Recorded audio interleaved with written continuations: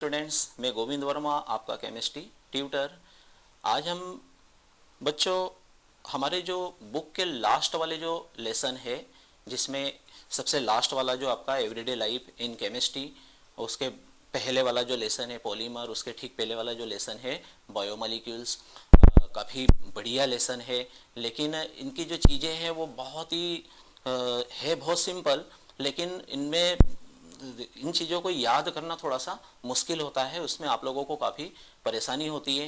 काफ़ी मैटर तो काफ़ी बड़ा है, लेकिन अभी फ़िलहाल आपके एग्ज़ाम के हिसाब से उसको हम कितना छोटे से छोटा कर सकते हैं, कितना भी आपके लिए ज़रूरी है और उसको आप किस तरह से याद करेंगे, उसके ऊपर आज हम बात करेंगे। भाई, जो आपके एवरीडे लाइफ इन केमिस्ट्री, जिसमें जो है आपके दैनिक जीवन में उपयोग में आने वाली जो भी मेडिसिन है, उस मेडिसिन के ऊपर हम बात करेंगे। आपका जो फूड है, उस फूड की सुंदरता बढ़ाने के लिए, उसका टेस्ट बढ़ाने के लिए, उसके प्रिजर्वेशन के लिए जो केमिकल यूज़ किए जाते हैं उनके बारे में हम देखेंगे।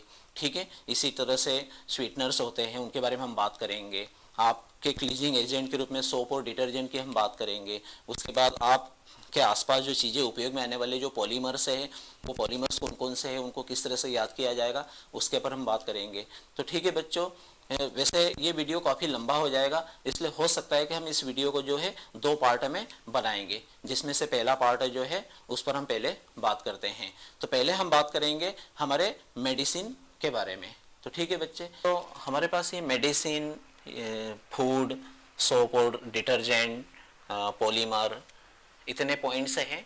लेकिन इन पॉइंट्स में हम सबसे पहले बात करते हैं मेडिसिन की। भाई, हमारे एवरीडे लाइफ में जो है कितने प्रकार की मेडिसिन है, उन मेडिसिन्स के बारे में पहले हम जाने।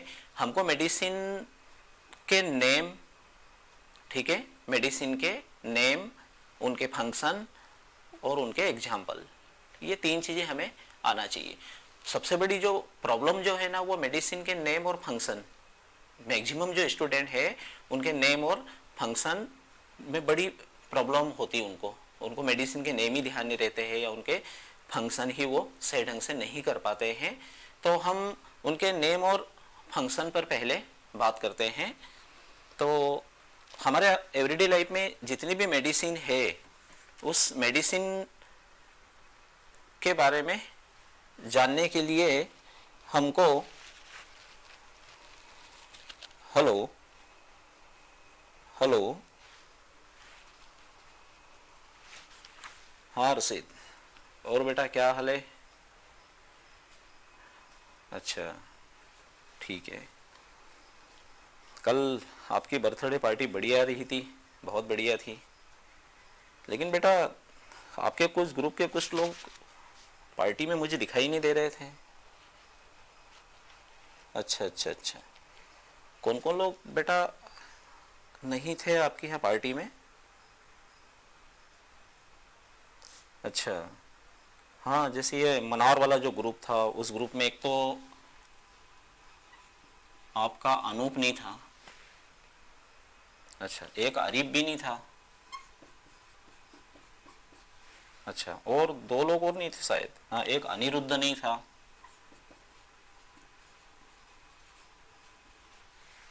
अच्छा, और एक आलोक। हाँ, आलोक नहीं था, आलोक नहीं था। तो ये 4 जो लोग थे, ये तो आपके मनावर के थे, ये लोग नहीं थे। और बाकानेर के भी शायद 1-2 लोग मेरे को नहीं दिखे थे। हाँ हाँ हाँ हाँ, एक तो तरुण और अनुराग। हाँ, एक तो तरुण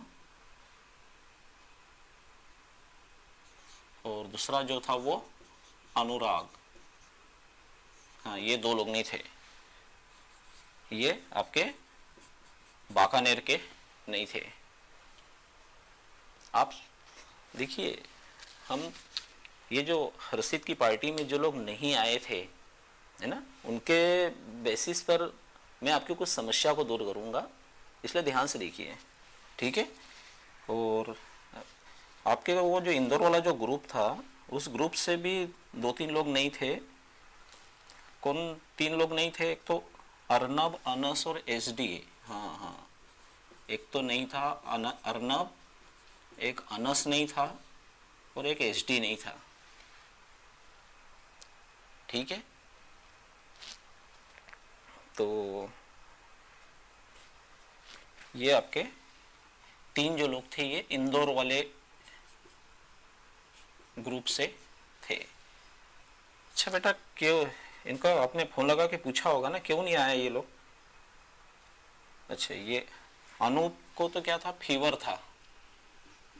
अच्छा, फीवर था इन्हें। और आरिफ, आरिफ के साथ क्या प्रॉब्लम हुई थी? आरिफ को उनके घर वाले जो है वो क्या बच्चा समझते हैं,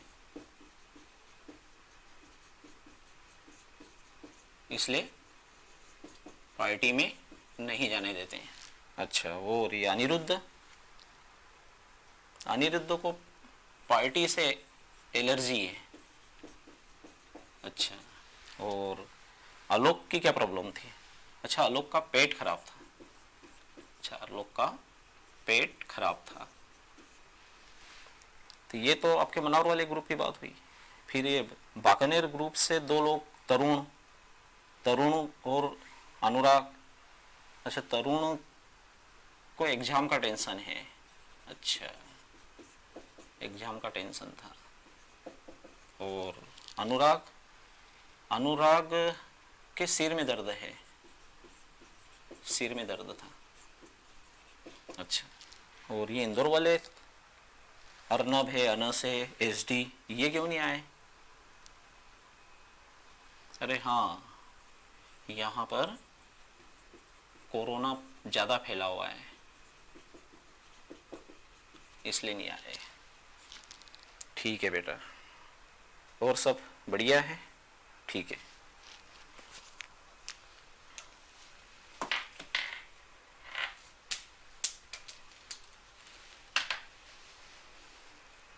देखो बच्चों, ये हमने जो चार्ट तैयार किया है ये यूं ही तैयार नहीं किया है। आप इस चार्ट की हेल्प से जो है आपके जो 2 काम है वो बहुत आसानी से हो जाएंगे। भाई आपको तो इस हर्षित की पार्टी में ये जो 3, 4 और ये 2 और ये 3, ऐसे टोटल जो है आपके 9 लोग जो नहीं आए हैं और किस कारण से नहीं आए हैं ये आप केवल ध्यान रख लीजिए। इसको ध्यान रखना आपके लिए बहुत आसान रहेगा।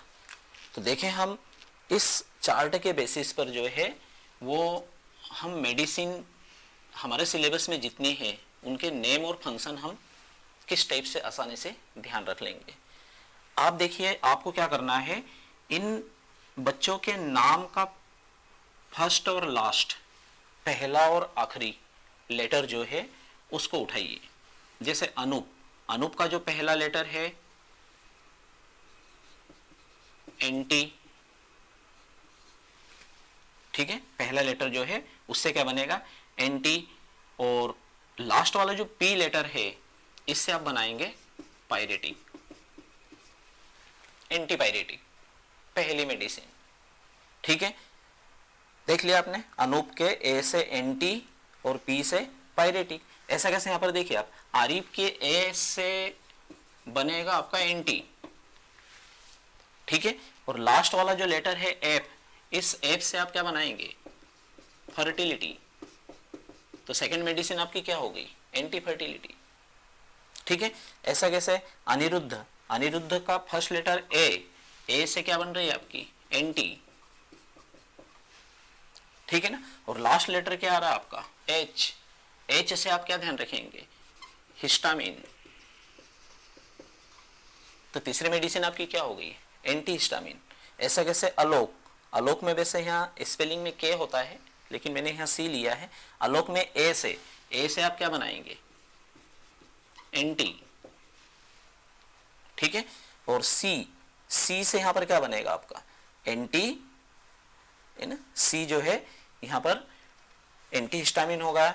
और एंटी से एक्चुअल में यहां पर आपको क्या करना है, इसको एंटी और ए से एक्चुअल में एंटी और ए से बनता है एसिड, लेकिन जनरली इन दोनों को मिलाकर के क्या बोल दिया जाता है एंटासिड।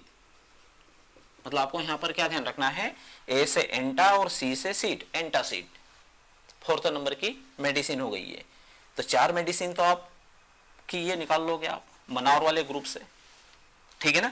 आपके बाकानेर वाले ग्रुप से ये जो दो लोग नहीं आए थे, एक तो तरुण के लिए क्या हुआ आपका फिफ्थ नंबर वाली जो मेडिसिन है वो क्या हुई आपकी ट्रैंक्यूलाइजर।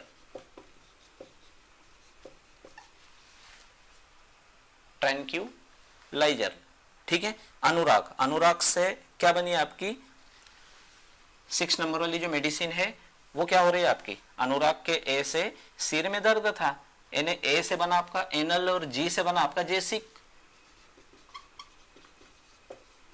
एनलजेसिक। ठीक है ना, अनुराग के ए से एनल, जी से जेसिक, एनलजेसिक। ऐसा कैसा आप दो ग्रुप वाले तो आपके ये हो गए है ना। उसके बाद फिर इंदौर के तीनों जो ग्रुप है जिसमें एक था अर्नब में ए से क्या बन रहा है आपका एंटी, और बी से क्या बनाओगे आप बायोटिक, एंटीबायोटिक। ठीक है ना। ऐसा कैसा अनस के ए से जो है वो क्या बनेगा आपका एंटी, ठीक है ना। और एस से क्या बनी है आपकी सेप्टिक, एंटीसेप्टिक। और लास्ट आपका कौन था बच्चा, वो एसडी। ठीक है ना, एसडी मतलब सल्फा, और डी का मतलब क्या हुआ ड्रग, सल्फा ड्रग। आ रही बात समझ में आ रही बेटा। ठीक है ना। तो आप यहां पर क्या देख रहे हो कि भाई ये जो हर्षित की पार्टी में ये इतने लोग जो नहीं आए थे, आपको के लिए नाम ध्यान रखना है कि भाई ये लोग नहीं आए थे और किस कारण से नहीं आए थे वो आपको ध्यान रखना है, जो आप बहुत आसानी से याद रख लोगे। ठीक है। तो आप उनके नाम के बेसिस पर, नाम का फर्स्ट और लास्ट लेटर जो है उसके बेसिस पर ये 10 मेडिसिन का नाम निकल आएगा। ठीक है ना। और इनको क्या प्रॉब्लम थी, क्यों नहीं आए हैं, उसके बेसिस पर हम इनके फंक्शन निकाल लेते हैं। तो ये आपके लिए क्या हो गई, ये नेम ऑफ मेडिसिन। ठीक है ना, ये क्या हो गई name of medicine. Hindi medium वाले स्टूडेंट भी जो है वो इंग्लिश में ही इन मेडिसिन के नाम ध्यान रखें। ठीक है, नहीं तो हिंदी में जो है एंटीपायरेटिक जो होता है वो ज्वरनाशी होता है, एंटी फर्टिलिटी जो होता है वो एंटी फर्टिलिटी। तो आप इनके नामों को आप इंग्लिश में ही ध्यान रखिए। तो ये 10 मेडिसिन के नाम आप इस तरह से ध्यान रख सकते हैं। अब रही बात इनके फंक्शन की, तो फंक्शन जो है इनकी जो प्रॉब्लम थी, इस प्रॉब्लम से इनके फंक्शन निकाल लो। आप यहाँ पर देख रहे हो अनूप ने कौन एंटीपायरेटिक, ये क्यों नहीं आया था, क्योंकि इसको फीवर था। ठीक है। तो जो एंटीपायरेटिक जो होती है वो क्या करती है, डाउन टेम्परेचर ऑफ बॉडी। ठीक है। तो किसी को यदि फीवर होता है, किसी को यदि बुखार आता है, तो वो जो मेडिसिन ली जाती है वो मेडिसिन जो है वो क्या करेगी, आपके बॉडी के टेम्परेचर को कम करेगी, आपके शरीर का जो तापमान बढ़ रहा है उसको वो कम करेगी। तो एंटीपायरेटिक जो है वो क्या करेगी, डाउन टेम्परेचर ऑफ बॉडी। क्यों, क्योंकि फीवर में क्या किया जाता है, बॉडी के टेम्परेचर को डाउन करने के लिए मेडिसिन ली जाती है। ठीक है ना। ऐसा कैसा आप आरिफ क्यों नहीं आया था, क्योंकि उसके घर वाले उसको बच्चा समझते हैं, इसलिए उसको पार्टी में नहीं भेजते हैं। ठीक है। तो यहां पर आपकी जो मेडिसिन आ रही है एंटी फर्टिलिटी, भाई फर्टिलिटी का मतलब क्या है, बच्चे को पैदा होने से रोकना। ठीक है ना, ये मेडिसिन क्या है, एंटी फर्टिलिटी। ठीक है ना। तो ये क्या करती है, प्रिवेंट करती है, किस चीज के लिए प्रिवेंट करेगी, प्रेगनेंसी को, है ना, प्रिवेंट प्रेगनेंसी ऑफ वुमेन, है ना। भाई जो स्त्री है उसकी, स्त्री की जो है प्रजनन क्षमता को जो है वो रोक देती है, कौन, आपकी एंटी फर्टिलिटी। ऐसा कैसा आप यहाँ पर देख रहे हो, अनिरुद्ध को पार्टी से क्या एलर्जी है। ठीक है ना। तो अनिरुद्ध के लिए जो मेडिसिन आ रही थी ए और एच के बेसिस पर, वो आ रही थी एंटी और एच यानी हिस्टामिन। ठीक है ना। तो भाई ये एलर्जी के कारण पार्टी में नहीं आया था, मतलब भाई इससे जो मेडिसिन बन रही है वो मेडिसिन किस पर काम करेगी, एलर्जी पर। भाई किसी व्यक्ति को यदि एलर्जी हो जाती है, भाई एलर्जी यानी आपकी स्किन जो होती है, इस स्किन में पिंपल्स हो जाते हैं, या रेड हो जाती है स्किन के ऊपर, या जलन होती है, या खुजली आती है, ऐसे कई टाइप की एलर्जी हो सकती है। तो वो इस टाइप की एलर्जी में जो है वो कौन से केमिकल दिए जाते हैं, एंटी हिस्टामिन, ये वाली मेडिसिन काम करेगी। ऐसा कैसा आप यहाँ पर देख रहे हो, आलोक के एसी से तो आपने क्या बना दिया था, एंटासिड। क्यों नहीं आया था, ये पेट खराब था। और पेट खराब ज़्यादातर किससे होता है, जब आपके स्टमक में जो है एसिड की अमाउंट बढ़ जाती है, एसिड है HCl जो निकलता है, वो HCl जो है वो ज़्यादा हो जाता है, जिसको आप बोलते हो एसिडिटी। तो भाई इसके लिए एंटासिड, एंटासिड क्या काम करेगा, वो आपके पेट की एसिडिटी को कम करेगा, ठीक है ना। तो ये एसिडिटी लो करता है, आपके स्टमक की एसिडिटी को कम करेगा और वहां के पीएच को मेंटेन करेगा, वो होगा आपकी एंटासिड। ऐसा कैसा, ये जो दो स्टूडेंट थे आपके तरुण और अनुराग, तो भाई तरुण का क्या बना आपका ट्रांसक्यूलाइजर है ना, जिसको प्रॉब्लम क्या थी, टेंशन की थी, है ना। तो जो ट्रांक्यूलाइजर जो होते हैं वो ज्यादातर आपके ब्रेन में तनाव है, टेंशन है, ज्यादा अपने आप को कोई व्यक्ति जो है बहुत ज्यादा उदास है, वैसी कंडीशन में जो है ट्रैंक्विलाइजर्स जो है वो दिए जाते हैं। तो ये क्या है, जनरली ब्रेन डिसीज के लिए ट्रैंक्विलाइजर्स जो है वो ब्रेन डिसीज में यूज किए जाते हैं। ऐसा कैसा आप देख रहे हैं यहाँ पर अनुराग, अनुराग के ए से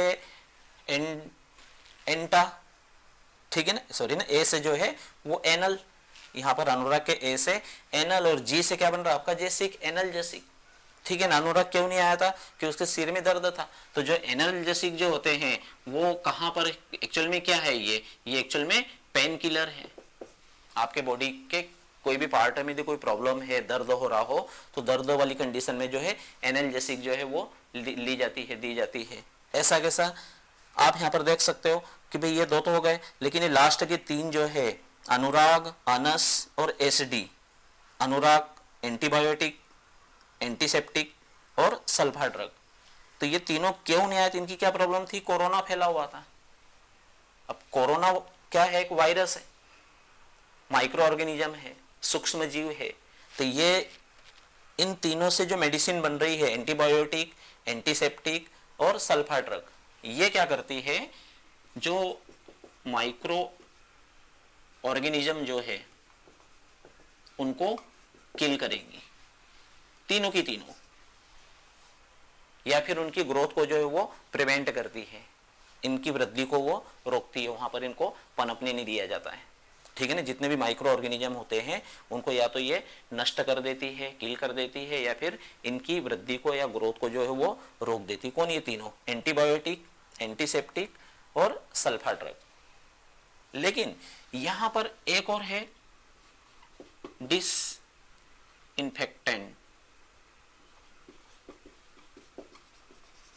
है ना, एक चौथी और होती है डिसइंफेक्टेंट।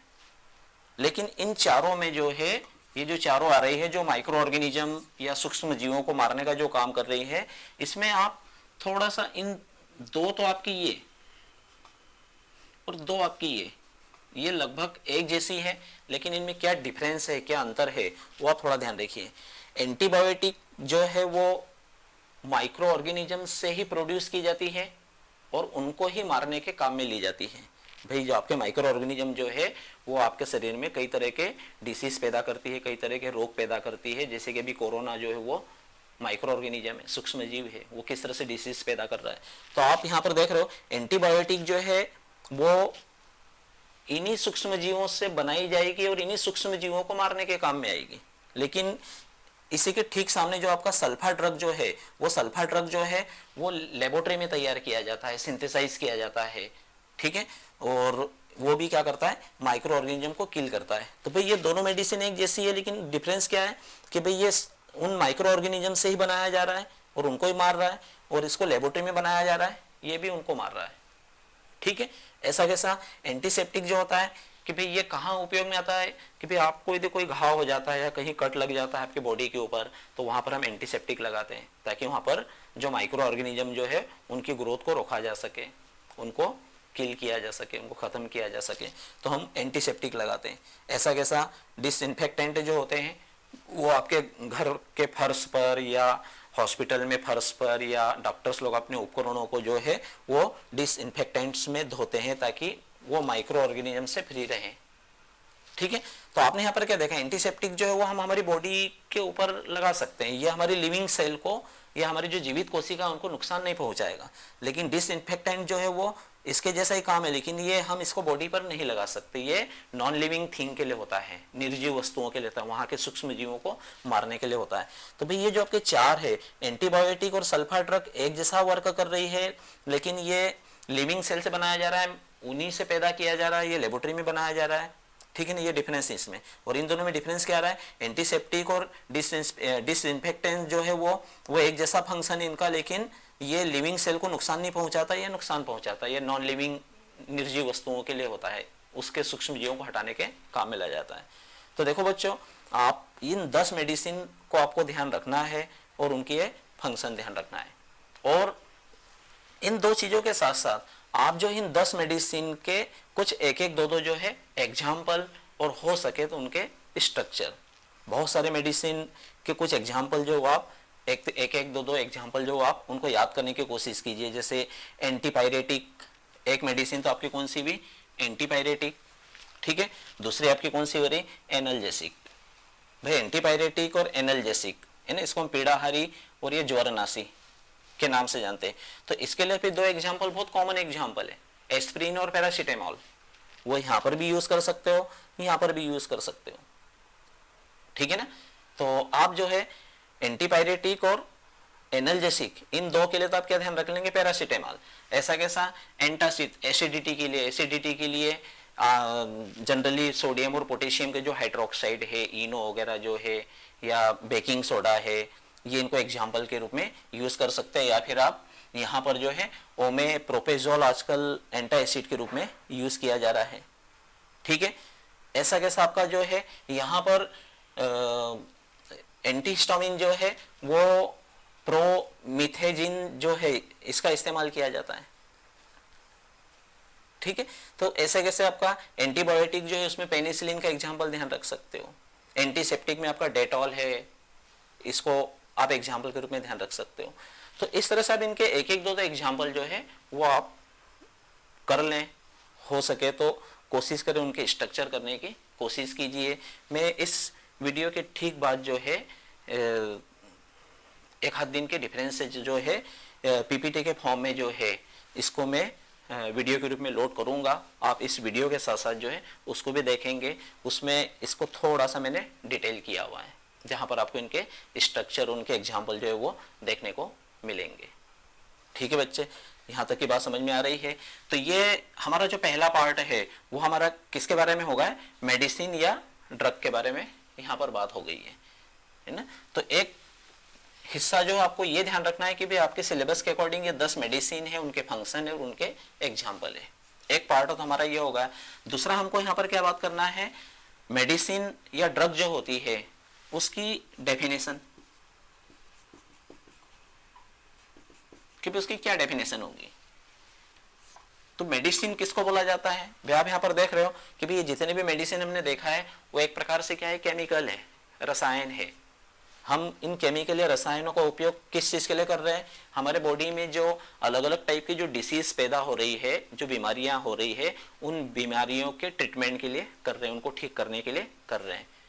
तो भाई कौन से केमिकल जो डिसीज के ट्रीटमेंट के लिए यूज किए जाते हो, उन्हीं केमिकल को क्या कहा गया है यहाँ पर, मेडिसिन या ड्रग, ठीक है। तो डेफिनेशन भी यहाँ पर आपको पूरी तरह से क्लियर हो गई है ना।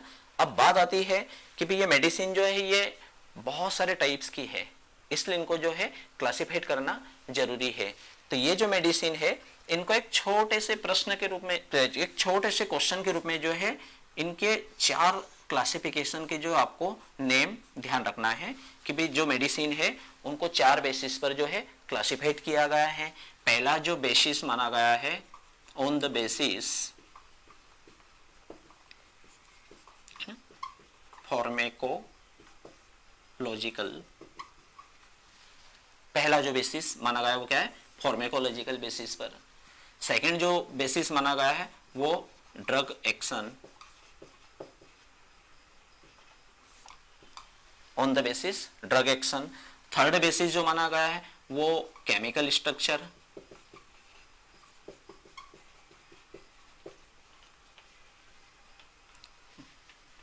ठीक है। और चौथा जो बेसिस माना गया है वो मॉलिक्यूलर टारगेट। तो ये 4 नेम जो है आपको ध्यान रखना है कि भाई हमारी जितनी भी मेडिसिन, उन मेडिसिन को जो है on the basis of pharmacological effect, दूसरा on the basis of drug action, on the basis of chemical structure, on the basis of molecular target. भाई पहले वाला जो क्लासिफिकेशन आपका फार्माकोलॉजिकल इफेक्ट, ये डॉक्टर्स के लिए होता है। आपकी मेडिसिन जो है, उस मेडिसिन का आपके शरीर के ऊपर किस प्रकार का प्रभाव पड़ रहा है, किस प्रकार का इफेक्ट हो रहा है, उस इफेक्ट के बेसिस पर जो है अलग अलग उनको क्लासिफाइड किया गया है कि भाई जैसे आपने देखा होगा एंटीसेप्टिक जो होता है वो माइक्रो ऑर्गेनिज्म को किल करने के लिए होता है, एंटासिड जो होता है वो आपके स्टमक के एसिडिटी को दूर करने के लिए होता है। तो इस तरह से हर मेडिसिन का अपना एक प्रभाव होता है, उस प्रभाव के बेसिस पर इनको क्लासिफाइड किया गया है। ड्रग एक्शन, भाई आपकी जो मेडिसिन हो बॉडी के अंदर जाने के बाद उसका आपके बॉडी के अंदर होने वाली जो बायोकेमिकल रिएक्शंस है उसके लिए किस टाइप का वो रिस्पांस दे रही है, किस तरह की उसके लिए वो प्रतिक्रिया दर्शा रही है, इसके बेसिस पर ये क्लासिफिकेशन किया गया है। केमिकल स्ट्रक्चर, आप अच्छी तरह से जानते हो कि भी एक से ज्यादा केमिकल के यदि केमिकल स्ट्रक्चर सिमिलर है, एक जैसे तो नहीं लगभग समान है, तो उनके फंक्शन भी थोड़े थोड़े जो है लगभग समान ही होता है, उसके बेसिस पर ये क्लासिफिकेशन किया गया है। और जो सबसे मेन जो है जो केमिस्ट्री के लिए होता है वो आपका फोर्थ बेसिस जो है मॉलिक्यूलर टारगेट। आपके जो बायोमॉलिक्यूल्स होते हैं, एक्चुअल में मेडिसिन क्या करती है, आपके बॉडी के अंदर जा करके आपके जो बायोमॉलिक्यूल है, कौन से carbohydrate, protein, lipid, nucleic acid, वो मेडिसिन जो इन बायोमॉलिक्यूल के साथ कनेक्ट होती है, उनके साथ जा करके जुड़ती है। तो भाई आपके मेडिसिन का टारगेट क्या है, भाई ये इनके टारगेट ये मॉलिक्यूल्स होते हैं। तो जो कार्बोहाइड्रेट के टारगेट वाली जो मेडिसिन उनको अलग ग्रुप में रख दिया गया, प्रोटीन के टारगेट वाली जो मेडिसिन उनको अलग ग्रुप में रख दिया गया। तो इस तरह से मेडिसिन को जो है ना 4 अलग अलग ग्रुप में डिवाइड किया गया है। तो ठीक है बच्चों, मेडिसिन, इस मेडिसिन का तीसरा जो क्वेश्चन जो है जिसके बारे में आपको बहुत ही संक्षिप्त में ध्यान रखना है वो क्या है, ड्रग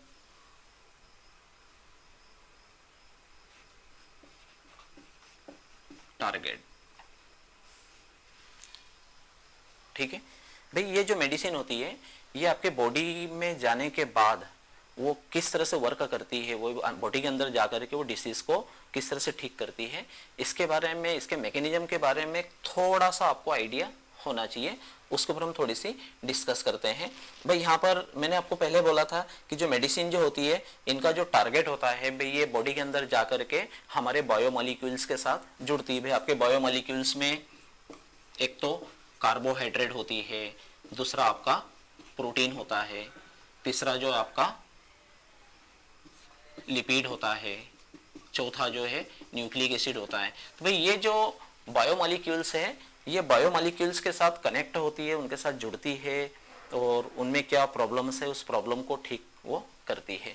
तो यहाँ पर मेडिसिन जो है हमारे बॉडी के अंदर जाकर के क्या वर्क कर रही है, वो किस तरह से फंक्शन कर रही है, वो यहाँ पर हम एक एग्जाम्पल से थोड़ा बहुत उसको समझने का प्रयास करते हैं। तो हम एक एग्जाम्पल लेते हैं इस प्रोटीन का, ठीक है ना भाई। इस प्रोटीन के हमारे बॉडी में 2 बच्चे होते हैं,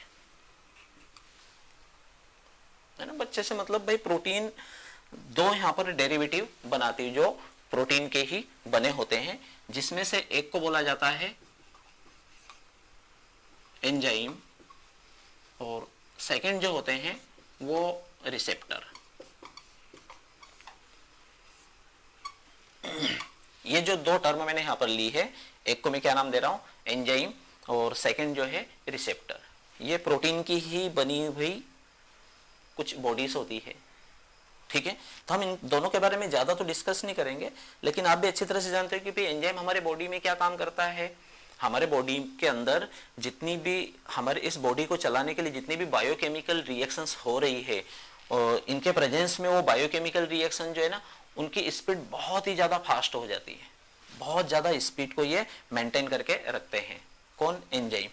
और रिसेप्टर्स का काम क्या होता है, ये हमारे बॉडी में यहां से वहां तक जो मैसेज पहुंच रहे, जो सूचनाएं पहुंच रही है, उन सूचनाओं को लेते हैं और ले करके वो सेल को देते हैं। भाई जो मैसेज है वो मैसेज यहाँ से वहाँ किसी केमिकल के थ्रू पहुँचते हैं, लेकिन सेल के अंदर जो है रिसेप्टर जो है उन मैसेजेस को पहुंचाने का काम जो है वो ये रिसेप्टर करते हैं। भाई उन मैसेजेस को ये एक्सेप्ट करेंगे और एक्सेप्ट करके जो है सेल को देंगे। भाई ये सेल मेम्ब्रेन के ऊपर होते हैं, ऐसी एक सेल मेम्ब्रेन होती है और इस सेल मेम्ब्रेन में जो है वो प्रोटीन के पार्ट्स के रूप में इस तरह से ये रिसेप्टर होता है। तो ये रिसेप्टर क्या करता है, किसी भी मैसेज को यहाँ बाहर से लेगा और अंदर इस सेल तक, सेल के अंदर जो है पहुंचा देगा। ठीक है, तो हमारी जो मेडिसिन है, जो या जो ड्रग है, वो या तो बॉडी के अंदर जाकर के एंजाइम के साथ या फिर रिसेप्टर के साथ जो है कनेक्ट होती है। ठीक है, तो देखें हम यहाँ पर एक एग्जांपल के थ्रू समझने की कोशिश करें कि भाई सपोज एंजाइम जो होते हैं वो मैं यहाँ पर उसका एक शेप जो है वो इस टाइप से लेता हूं कि भाई ये आपका क्या है, एंजाइम है। ठीक है, प्लस इसका फंक्शन क्या होता है कि भी इसी एंजाइम के अकॉर्डिंग एक सबस्ट्रेट होता है, यानी जिसको यहां पर हम केमिस्ट्री में रिएक्टेंट बोल सकते हैं। केमिस्ट्री में वो सबस्ट्रेट कहलाता है।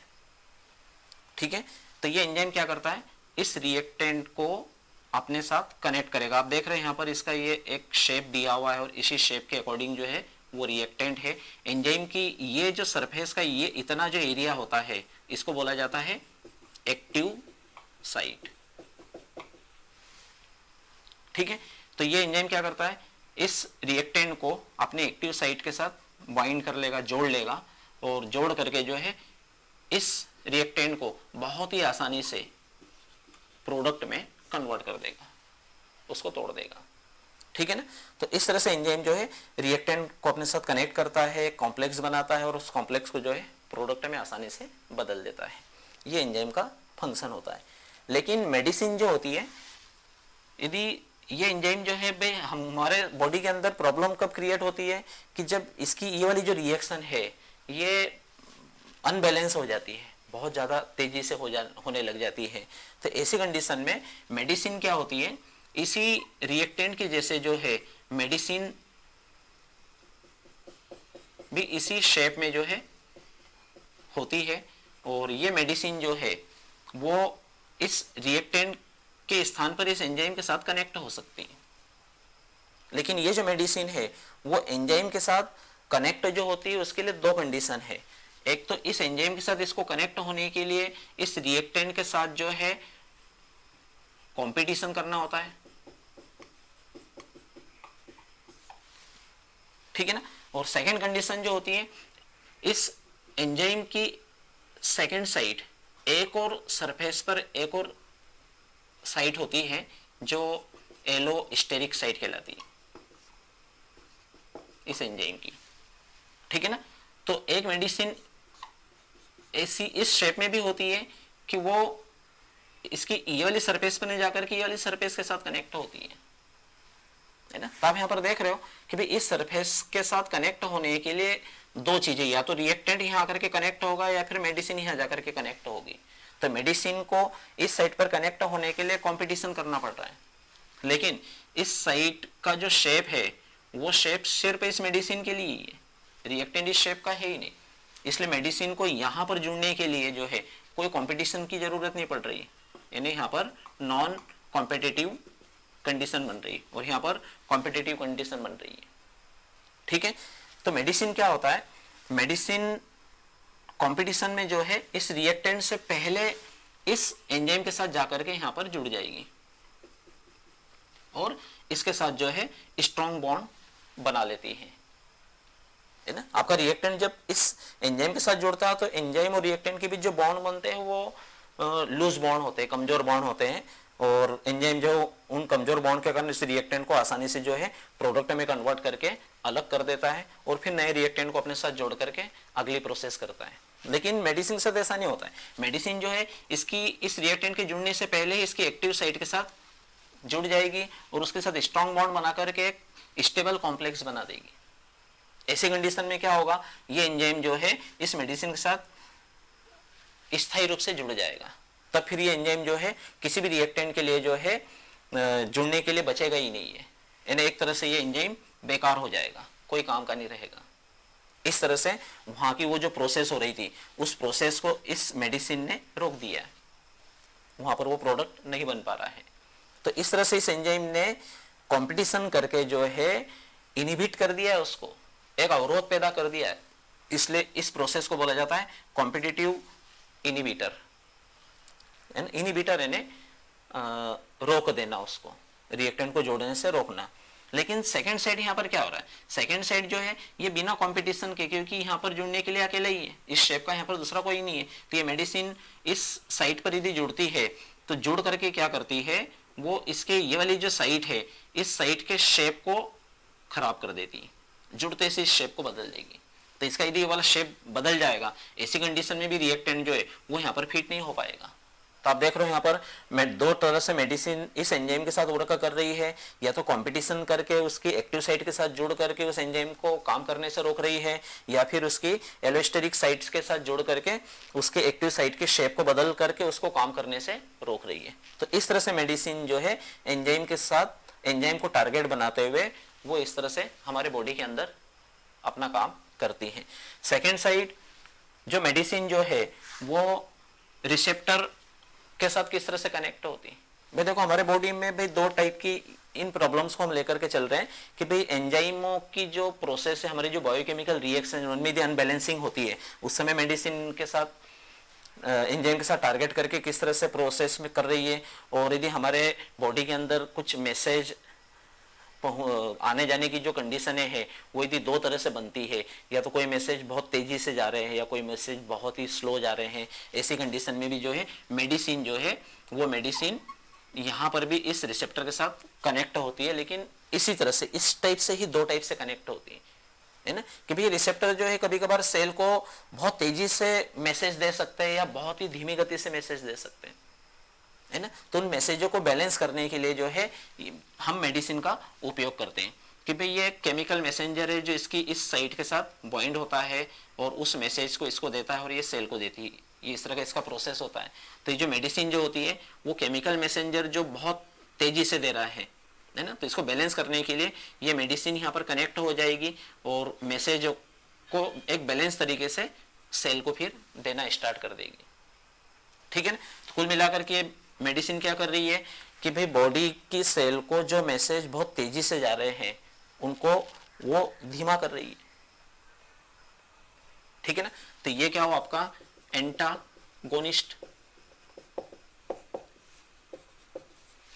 है ना। मेडिसिन जो है रिसेप्टर को जो मैसेज जा रहे तेजी से है ना, जो केमिकल मैसेंजर उसको बहुत तेजी से मैसेज दे रहे हैं उनको वो स्लो कर रही है। आपने देखा होगा कि भाई एक पागल व्यक्ति जो है वो बहुत बात करते करते बहुत तेजी से बात करने लग जाता है, बड़बड़ाना चालू कर देता है, ठीक है। तो वो एक प्रकार की क्या प्रॉब्लम है ना भाई, उसको मैसेज जो है वो तेजी से मिल रहा है, उसके अकॉर्डिंग वो इस तरह से कुछ तो भी बोल रहा है और बात कर रहा है। लेकिन मेडिसिन क्या करती है, इस मैसेंजर के स्थान पर वो खुद जुड़ जाएगी और उन्हीं मैसेजेस को जो है वो बैलेंस कर देगी।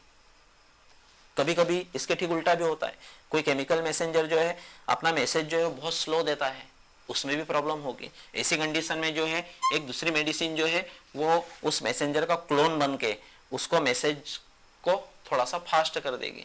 तो वो सेकंड कंडीशन कौन सी बन रही है आपकी, है ना, गोनिस्ट, ठीक है ना, एगोनिस्ट, सॉरी भाई ये क्या हुई आपकी एंटागोनिस्ट और ये कोई आपकी एगोनिस्ट। एंटागोनिस्ट में क्या कर रही है, मैसेज को स्लो करके दे रही है मेडिसिन, और एगोनिस्ट में क्या कर रही है, मैसेज को फास्ट करके दे रही है। तो ठीक है बच्चों, यहां पर दोनों बातें अच्छी तरह से क्लियर हो गई कि भाई हमारी जो मेडिसिन है वो हमारे बॉडी के अंदर जाकर के एंजाइम के साथ दो तरीके से जुड़ेगी, कंपटीशन करके जुड़ेगी या फिर बिना कंपटीशन के जुड़ेगी, ठीक है ना। कंपटीशन के लिए एक ही साइट, एक्टिव साइट पर रिएक्टेंट भी आता है और मेडिसिन भी जाती है, लेकिन वो रिएक्टेंट से पहले जुड़ करके उस प्रोसेस को रोक देगी, या फिर मेडिसिन जो इसकी दूसरी वाली साइड जो है एलोस्टेरिक साइड, जहां पर जाकर के इसकी एक्टिव साइट को बिगाड़ देगी जिससे भी रिएक्टेंट नहीं जुड़ पाएगा। और दूसरी साइड रिसेप्टर के साथ में मेडिसिन जो है वो दो तरह से कनेक्ट हो रही है। रिसेप्टर जो मैसेज पहुंचा रहे हमारी सेल को, वो उस केमिकल मैसेंजर की जगह जो है हमारी मेडिसिन उस रिसेप्टर को मैसेज देती है तो वो मैसेज को कम करके बैलेंस कर सकती है, मैसेज की स्पीड को बढ़ा करके उस मैसेजेस को बैलेंस करेगी।